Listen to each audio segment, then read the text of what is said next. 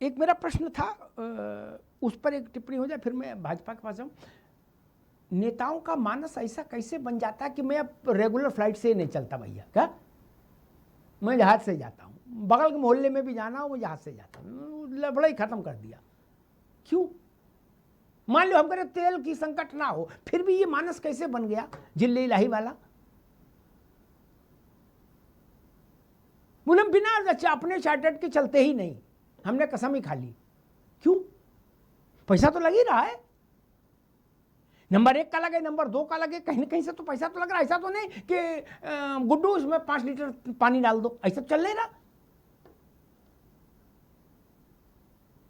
अजय जी? निश्चित रूप से इस तरीके का है, कई बार देखा गया है। और अखिलेश जी ने इसमें कई बार वो भी देखा है कि आपने देखा होगा दिल्ली यहाँ से जब वो संसद जाते हैं तो कई बार डिम्पल भी हैं, वो भी हैं, वो लोग जो कमर्शियल एयरलाइन है उसी में चले जाते हैं, अधिकतर उसी में जा रहे हैं। तो ये अच्छी बात है, मुझे लगता है ऐसे बड़े नेताओं को पहल करनी चाहिए। बहुत से लोग उनको फ्लाइट में मिलते हैं जो उनके साथ फोटो खिंचाते हैं, बहुत गर्वान्वित महसूस करते हैं वो लोग, जिसके बगल की सीट में आपको कोई इस स्तर का पूर्व मुख्यमंत्री, कोई बड़ा नेता मिलता है, आपको लोगों से जुड़ने का एक अवसर भी मिलता है। रैलियों की बात अलग हो सकती है क्योंकि वहां नहीं, पे ऐसा ठीक कमर्शियल ठीक अरविंद जी, मैं आशीष अलग जी, दे दूंगा। आशीष जी, मैं स्पेसिफिक उदाहरणों में यहाँ नहीं पढ़ूंगा। मुझे जो इशारे में कहना तो मैंने कह दिया। क्या गमी में जाएंगे तो अपने चार्टर्ड से जाएंगे, सत्यनारायण कथा में जाएंगे तो चार्टर्ड से जाएंगे। ये मानसिकता ठीक नहीं। नरेंद्र मोदी क्या कहा नहीं कहा छोड़ दीजिए, ये मानसिकता भारत के राजनेताओं की अच्छी नहीं है। आप इतने बड़े पैदा हुए थे नहीं ना, ये हमारे पैसे से तो बने हो भैया, कहां से आया पैसा?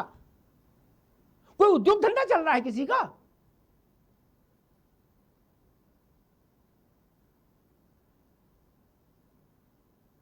और आशीष चतुर्वेदी क्यों? वो बता रहे कि डिम्पल जी के साथ उसमें रेगुलर, और ऐसी में 100 फोटो दिखा दूं जिसमें आप ही की पार्टी के नेता जो अखिलेश जी के साथ उस चार्टर्ड में सफर कर रहा, वो बिना फोटो डाले मानता नहीं है क्या? लंबा सा जहाज, उसमें पैर फैला के बैठे है ना। तब इसमें भी मोदी की गलती है क्या? ऐसे ऐसे सांसद नहीं है इस देश में जिनके घर में 3-3 प्राइवेट जेट हैं? 3-3 कहां से आए? पानी से चल रहे हैं? रत्नाकर जी, आपसे सीधा सवाल, और इससे अच्छा सवाल मैं बना नहीं पाया, बुन नहीं पाया। क्या कल से या अभी 6 बजे से खत्म हो जाएगी शो, 6 बजे से भारतीय जनता पार्टी और सरकार केंद्र की और राज्यों की भाजपा सरकारें वर्क फ्रॉम होम शुरू कर रही हैं? Nitin Navin work from home काम करेंगे, उत्तर प्रदेश में Dharmpal Singh work from home करेंगे, Pankaj Chaudhary work from home करेंगे। इतना कर लीजिए तो मेरे ख्याल से आधा संकट वैसे दूर हो जाए देश का। रत्नाकर सिंह जी, अगर ये कर लें तो फिर आपकी वाणी में तेजस्विता आ जाएगी, लोगों को उस पर यकीन आ जाएगा। क्या ये संभव है कि बड़े नेता 1 साल तक फिजिकली यात्रा नहीं करेंगे? सब जगह बात हो सकती है, सब जगह रैली को संबोधित किया जा सकता है, और 1 साल तक रैली रैला ना करो तो क्या समस्या है? क्या अभी 4 दिन पहले तक बिहार तक और उड़ीसा तक जहाज पार्क नहीं हो रहे थे? कोलकाता वाले, वहां जगह नहीं थी? क्या सच नहीं है? क्या ये सच नहीं? एटीएस पागल हो गया था कोलकाता का। अरविंद जी आप भी सुनिए, जैसे कानपुर के मेस्टर्न रोड चौराहे पर टेम्पू नहीं रुकते, ऐसे तो जहाज उतर रहे थे कोलकाता में। अरविंद जी बोलो, हाँ गलत कह रहा हूं तो टोकिए, नहीं तो हाँ बोलिए। वो कैसे चल रहे थे रत्नाकर जी? संकट तो तब भी था। ऐसा क्यों नहीं होता कि रत्नाकर जी हैं वो विवेक नारायण को भी बैठा ले जाए, और विवेक नारायण आशीष चतुर्वेदी को, आशीष चतुर्वेदी अरविंद सिंह को?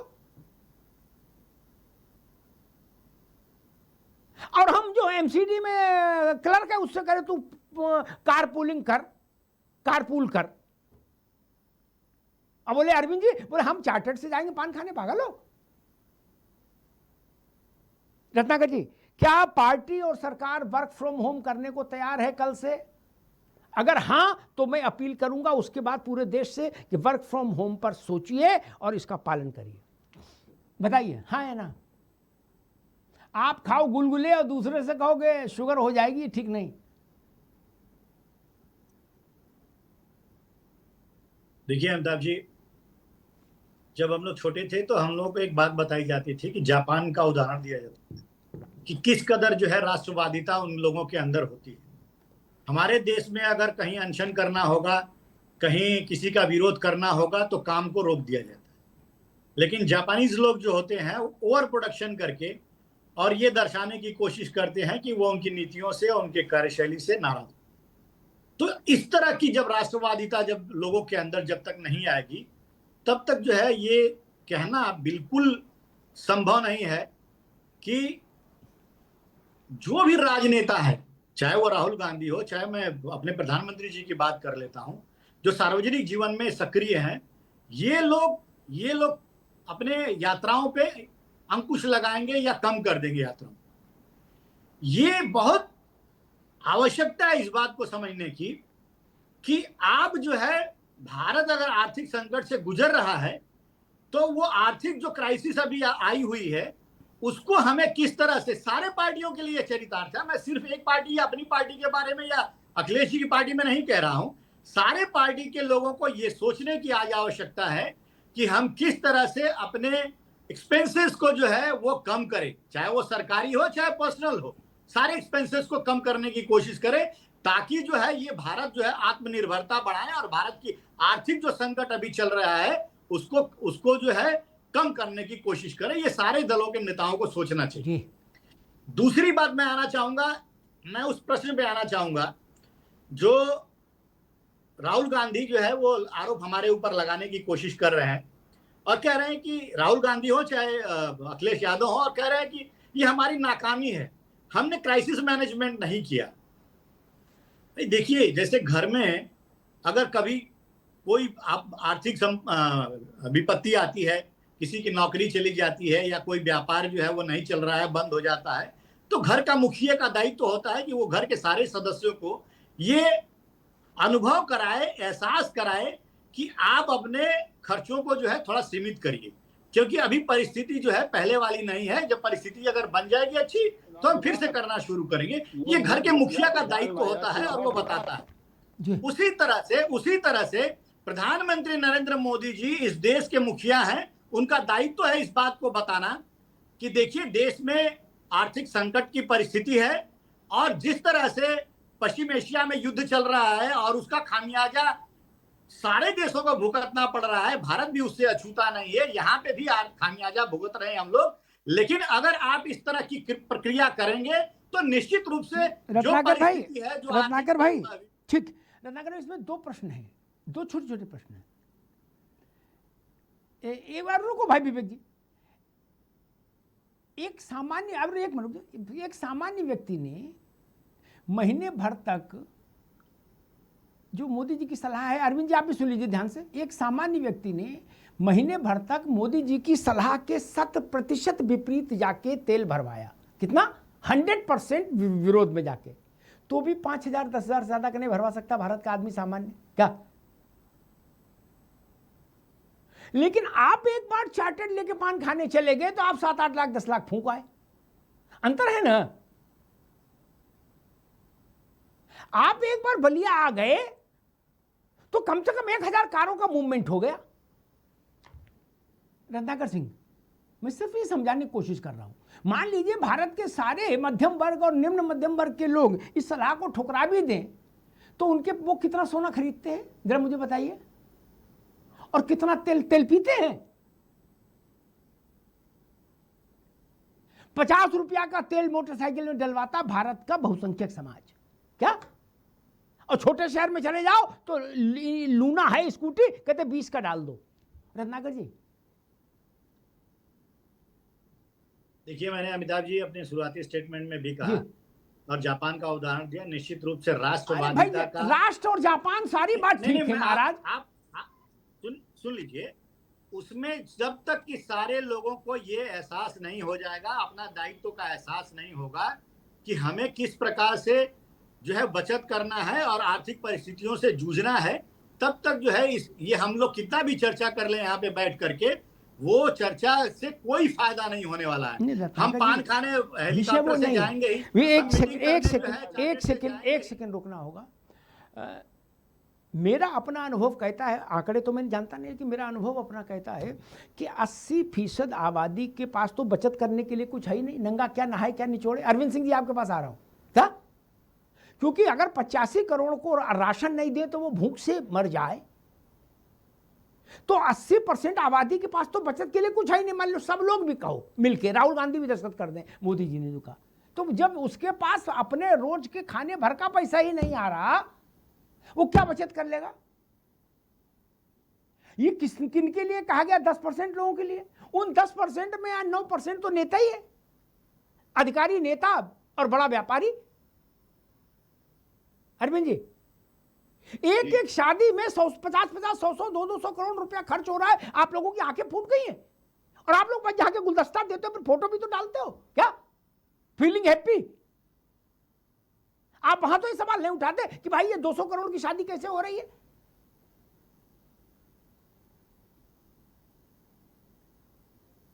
एक नेता की बिटिया की शादी थी अरविंद जी, मेरे पास किताब नहीं, मेरा तो जीवन का है जो प्रैक्टिकल है। उन्होंने मुझसे कहा भाई साहब आपको चलना है। मैंने कहा यार देखेंगे, बताएंगे। जोधपुर में वो कोई सबसे बड़ा महल था, वो पूरा बुक करा लिया। बोले पूरा झील सब बुक करा ली, वहां कोई दूसरा जा। तो उन्होंने मालूम मुझसे क्या कहा?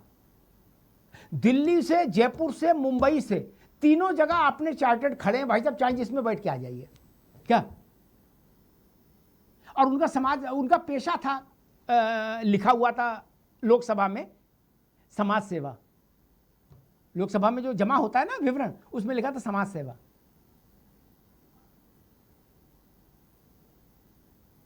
अरविंद जी,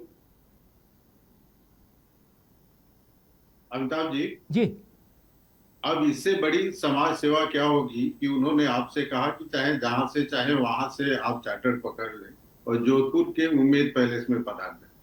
अब देखिए, हर आदमी को बुला रहे हैं रिजर्व अपने चार्टर्ड प्लेन से, तो समाज सेवा की रणनीति समझी जा सकती है। ऐसे महापुरुष इस धरती पर है।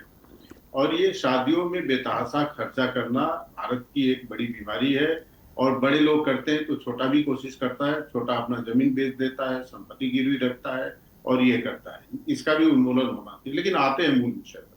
देखिए, मैंने पहले भी कहा था, नरेंद्र मोदी जी ने अपील की है, तो यदि नरेंद्र मोदी जी की सरकार और पार्टी फॉलो नहीं करेगी तो सबसे ज्यादा आलोचना उनकी सरकार की होगी, भारतीय जनता पार्टी की होगी। लेकिन मुझे विश्वास है कि पालन करने में भारतीय जनता पार्टी और भारत सरकार सबसे आगे रहेगी। क्योंकि मैंने देखा और मेरा अनुभव है कि मोदी जी जो कहते हैं वो करते हैं, लेकिन फिर भी आलोचनाओं से कोई परे नहीं। यदि नहीं करते हैं तो आप भी आलोचना करेंगे और मैं भी आलोचना करूंगा। एक चीज विवेक जी ने कहा, राहुल गांधी जी ने कुछ सजेशन दिया था और माना नहीं गया। अमिताभ जी, मैं बड़ा आश्चर्यचकित रहता हूँ। राहुल गांधी जी कोई छोटी मोटी हस्ती नहीं है, नेता प्रतिपक्ष है। न भी हो तो गांधी नेहरू परिवार के चश्मे चिराग है। कोई सजेशन देते हैं तो मेरे समझ में नहीं आता है कि भारत सरकार मानती क्यों नहीं है। तत्काल माना जाना चाहिए, कुछ भी कहे माना जाना चाहिए। और देखिए, विवेक जी जो कहते हैं ना क्या ठीक है क्या नहीं ठीक है, उसका एक ही पैमाना है। यदि भारत में सत्ता में नेहरू गांधी परिवार का कोई व्यक्ति नहीं है तो फिर चाहे किसी की भी सरकार हो, कुछ करती है तो वो ठीक नहीं है। आप बताइए, पिछले 15 वर्षों में नरेंद्र मोदी जी की सरकार एक भी काम ऐसा की हो जो ठीक हो? एक भी काम राहुल गांधी ने ठीक बताया था? तो जब एक भी काम ठीक नहीं है, सब खराब है, तो प्रधानमंत्री जी की अपील अच्छी कहां से हो जाएगी? कहां से हो जाएगी आप बताइए। मैं आज तक ऐसा नेता प्रतिपक्ष नहीं देखा हूं जो सारे कामों की आलोचना करे। मैं लाल कृष्ण आडवाणी जी को देखा, जब नरसिम्हा राव ने, एक बार पूरा हो जाए विवेक, जब नरसिम्हा राव ने इजराइल से भारत के संबंध जोड़े तो खड़ा होकर उन्होंने समर्थन किया।